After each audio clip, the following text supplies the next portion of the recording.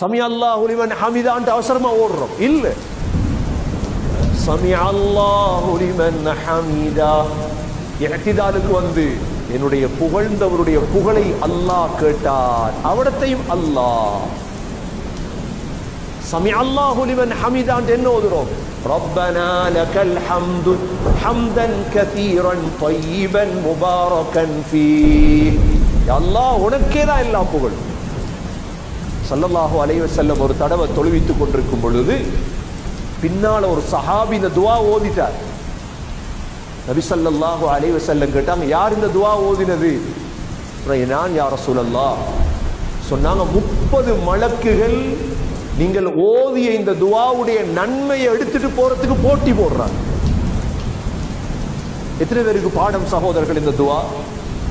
சமி அல்லாஹு லிமன் ஹமிதான்ட்டு அவசரமா ஓடுறோம் இல்ல.